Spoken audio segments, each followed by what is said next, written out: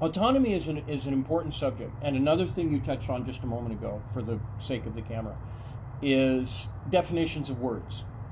Does autonomy mean the same thing to me as it does to you? Of course, I can't know what your definition of autonomy is, and that's one of the problems in our society. It is that certain words, if you go into a room of 200 people and ask them what religion means, you might get 400 definitions, honestly. Other words are more plain. What is a spoon, right? What do you mean by autonomy? Does it mean the same thing as independent? They're related words. Independent, and there's also some gray areas. In our society, we might see someone that society has a little bit less of a hold on and remark, that's a very independent person. Mm-hmm. But independence in the modern society and autonomy is really non-existent on the absolute scale. Isn't it about making choices, though? Did you make your shoes? No, absolutely not. Of course not. Yeah. Do you even know where they were made? But I did choose which shoes I got. Sure, and that's and That's choice. what we can do. Choice is not autonomy, and that's a key function to consider in the relationship of how does a person in prison, under what conditions are they allowed to make choices, and what choices do they have to make, and what choices do they make and why. And then you look at outside of a prison, or in my case, the industrial camp, camps in Alaska where I worked, and they made all your decisions for you within a certain range. And how does that affect a person? And how does that relate to these words we're talking about, independence, choice, and autonomy? My main interest in life is the philosophy of space management, of manned space flight, future management. The reason for that is I was born in... Manned space flight? Manned space flight. Manned space flight is in its absolute infancy. If you're familiar with the bell curve, are you familiar with the bell curve? Yeah. Okay. So we're on the bottom of the bell curve when it comes to manned space flight. There's very little iteration. There's very little global awareness of really what that means to us. And the future has far more... How are you getting involved with manned space flight? That really surprises me, that you have an interest in that. Why? Well, how are you doing that? How are you getting involved in that? It's been a lifelong interest, and there's Just a lot in of different ways mind? I've been involved. Are you trying to get a job in that area, or where you can work in that, or and get involved in manned space flights? Burt Rutan? Burt Rutan was, I believe he was out of either New Mexico or Arizona, and he developed a system that went through the X Prize. He was very much involved in the development of an interesting system where you have a pair of coupled planes, essentially. And they're really unique design. I'm a big fan of Rutan. And it flies up to a high altitude, and then the plane below separates and flies to orbit. And that system eventually found its way into the hands of a very flamboyant guy that runs a bunch of different sister companies that are all like Virgin Atlantic and Virgin this and Virgin that. Right. And he's a super flamboyant promoter. He's a character. He's a super character, and I'm a big fan of the guy. I can't quite remember his name. Why don't you get hooked up with somebody like that? It's on the cutting edge of that, if that's what you're interested in. Should I get an opportunity to do that, I would seriously consider it. I went to California, actually, and I tried to apply at SpaceX. They wouldn't even let me in the door. Security guard wouldn't even let me come close to the place. But that's the nature of how I came to be interested in manned spaceflight. I'm from outside the box. I'm from light years outside of the box where people have been welcomed into these groups. And a lot of it has to do with the fact that my mindset is fundamentally different on how to handle spaceflight than the technicians who've been trained in the very technical aspects of this stuff. I understand the limitations. I'm not proficient in mathematics or computer programming, which is where a lot of these guys cut their teeth, right? These are guys that came from a certain kind of rural environment, or urban environment, excuse me, and found their way nice and neatly into engineering schools and had family support and had a lot of stability and a lot of open doors. And I'm not saying it was easy. The things these guys accomplish are on another level, and that's not to be denied. The thing is I came from a very different kind of upbringing. And that just wasn't in the cards for me. But my interest was piqued as a very young person when I put the facts together that I was born in January of '69, and I think it was by June or something like that we were landing on the moon. When I was a very young man sitting in front of a Zenith console TV in Chandler, Arizona, guys like I don't know, the 60 Minutes group and all these talking heads that were such a part of our lives back then are a little different now. We don't exactly have that unified message, right? Everybody in the entire country in 1969 was on the same page for what the message was, and the message was we were landing on the moon. And now we have a plethora of different interests that we can pay attention to at any given moment. Is there anything you can do? I mean, if what, skill sets? Yeah, I mean, can you do something now? I am doing because it's hard to get into that manned spaceflight. It's not necessarily as hard as you might think.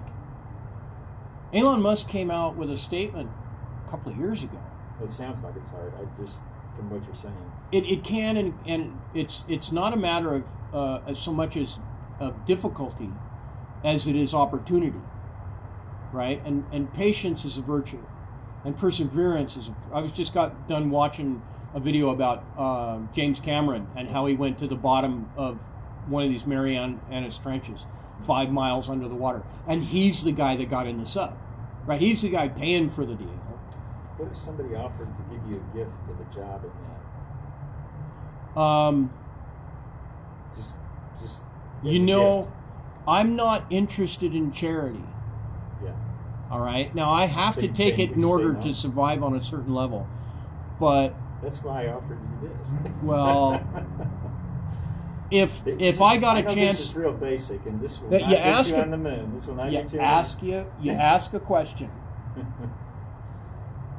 But where's the room to answer? And I've gotten that before. I understand where that goes. It goes nowhere, right? And I was about to try and answer that question, but there's no room to do that, so we're not going to do that today. About why you refuse a gift? No, that's separate. That's a done deal. Once I say no, it stays no. I mean no. Even after you hear why? There's no negotiation after that point. When I say no, it means no. It stays no. You need a more open mind. Oh no, I have an open mind. I've got a very open mind on certain subjects. You made your decision with incomplete knowledge. You know what? And then it's one of the factors of good management is you have to be clear with people, and people have to trust that when you make a decision, it stays that way. Well, not if it's wrong. I've been a manager. That's your opinion. You're entirely entitled to it. I am open to to change if I. I'm there's a open to reason change to, too, but I'm still going to say no to lunch. Okay. Because we've had that discussion. And there's no new information there, so. Well, after you said no, I gave you some more information. You just kept asking again, which is. No, but I told still you why. I told you why. That I wanted you to accept my gift, and that would be a blessing to me. And God And still gets. that's additional God still information. sees your good deed, and may you be rewarded according to your intentions. I don't look for winning God's favor by doing good deeds. I just do what I feel my heart says to do. So that's all I can do. And you know, it's really interesting to me that the Quran actually predicts that very statement. It says they will speak about love, and they will say that they make their decisions based on their heart. Are you I studied Islam for 7 or 8 years. Spent a significant amount of time on that. Met some amazing people, and it significantly improved my life. And it brought me to studying Abrahamic religion in general as an interest. And I find it very relevant to spaceflight. Everything that is in the human condition is relevant to manned spaceflight. Because of vacuum, right? If you imagine taking a mere human being with all of our weaknesses and sticking them out in raw, deep space, microgravity, hard vacuum, and irradiation, and not just as a camping trip or a suicide mission, but a real colony, right? A real expansion of the human experience into space. It forces you over time to confront every category of the human condition and how you adapt it to those conditions. And when it comes down to... Does Islam help you with that? It has. Tremendously. Islam is truly logical and beautiful and deeply misunderstood, including by myself. The difference perhaps between some people and myself is I can see perhaps some of the things that I know, okay, this one I don't get. And I'm going to go with it, I believe it, but I'm not going to act on it because it's not obvious to me, which is actually one of the things the Quran says. If you look at Al-Fatiha, Bismillah ar-Rahman ar-Rahim, Alhamdulillahi Rabbil Alameen, Ar-Rahmanir-Rahim, Malik Yawmiddin, Iyyak na'budu wa iyyak nasta'in, Ihdina siratal mustaqim, siratal latina an'amta alayhim, ghayril maghdubi alayhim waladdallin. It's not very long. It's very beautiful. What is that? That's Al-Fatiha. It is translated as the opening. It's essentially the introduction to the recitation that is the Quran. And its grammatic structure, the meaning of each of the pieces as you go. One word literally leads logically and beautifully into the next, and I think of it in some terms as a contract with God, because you're invoking aspects of God, you're describing them, then you're placing yourself in context with this entity that you're describing, and then you're asking God you're telling God to put you on the straight way, not of the way of his wrath or of those who go astray. And the description of God that's used there is not fully encompassing of the nature of God as described by the Quran. There's more for that later. But it's really interesting, the words that are used. Bismillah ar-Rahman ar-Rahim. For the sake of, Bismi. Right? So you're invoking, you're stating why you're doing this. It sounds like... There's a lot to it. You might not have patience. Together. No, they're all very tied together. I'm in a group called Sons of Abraham. Okay. And it's Muslim, Jewish, and Christian. I'm sure you have some very interesting conversations. Yeah. And it's real I think it's good for everyone to try to help understand each other. I think that above find and differences beyond, and hate each other. That's there's certainly a lot to be said of the value of mutual peaceful respect. yeah. But I think there's another deeper thing, that when we challenge ourselves with philosophies we're not familiar with things like linguistics or chemistry or physics or different religions than we're used to.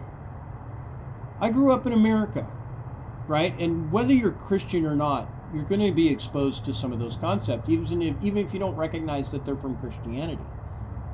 Until you go into a church and you're like, oh, everybody's saying this, it must come from Christianity, or it's in the book, it must be from Christianity. And then you discover that there's this whole more complex world wrapped around all of that. It sounds like you have a feeling of understanding the complex world better than others, and I'm not sure you do. I think I know. If I said I understand everything, there's a couple of myself assumptions on your part there. I think there may be a humility couple would of be good. Yeah. Well, what's that? Humility might be good for you. Well, that again, you're putting another couple of assumptions on me. I'm well aware of my limitations. Okay. I've had a lot of people try and give me compliments. Are you aware of what other people know, though? You need to be open. I'm totally open to that. What other people might share with you. I'm well aware that there's a variety of opinions about me that people have when they meet me. Mm-hmm. Some people seem really impressed because I know about things that they haven't been exposed to. But the thing is you know things I don't know, and I know things you don't know. Some of those are trivial, Sure. Yeah, right? Like, what's it like in your bathroom? I don't know what's like in your bathroom. I've never been to your bathroom. You obviously are well aware of where the toothpaste is. Is that particularly relevant? Not so much, right? There's a whole lot of life and let me finish this thought, right? Because you made statements as to my character, and I feel inclined to want to answer to that. Okay? I'm not trying to be arrogant because I argue for the truth of what I understand when I try and point something out. That's not my intention to be arrogant, and that's all you. Okay? What I do in my life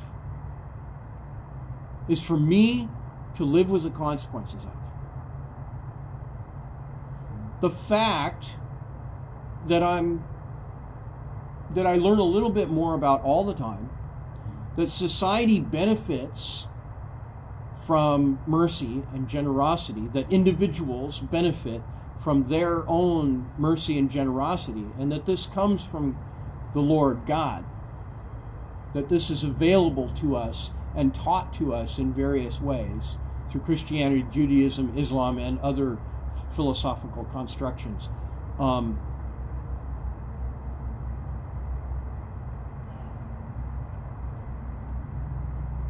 The fact that I'm alive today is because our society is capable of mercy. That we recognize that just because people have failings and that they make decisions that make them fall to their knees doesn't mean you just kill the guy or let him die, because there's other benefits to come. When a farmer plants a seed in the soil, he doesn't walk away and leave it and do nothing until it's time to harvest. Well, he worries about it the whole time. He's making sure that it's got the right chemistry in the soil, the bugs aren't eating, the birds aren't eating, and he's spraying it down with water on a regular basis. He's checking this chemical or the water content of the soil on a regular basis. He's managing that process, and he gains tremendous benefits from this, right? And if we in society do this kind of thing, then we benefit. You look at shop management in Alaska. One of the things my boss told me was that his job was to make sure that my job was possible. I need to go. Sure. But, It was a pleasure talking to you. I have to say you're a real good talker, and you talk about a lot of things. I just would hope that you talk about manned space flight as something you're real interested in. Sure. And whatever it is you're real interested in, I hope you find it. I just and how to get there. You know, it may not be as elaborate as you think it might be. It might be having to do some basic things. Again, I think perhaps you're making a lot of assumptions about what I'm thinking in here. Yeah. So. I'd like whatever it is you would like to have in your life. I hope you find it. And that's all I can say. And may God bless you according to your intentions, and I wish upon you what you wish upon me. Even when I want to give you a gift. It's all right. It's all right. You have a good day, sir. And you too. It was good. It was good talking to you, Darren. And God bless you. Thank you. Likewise. Darren Marchant, American Nomad News, and a little interaction. Life is interesting.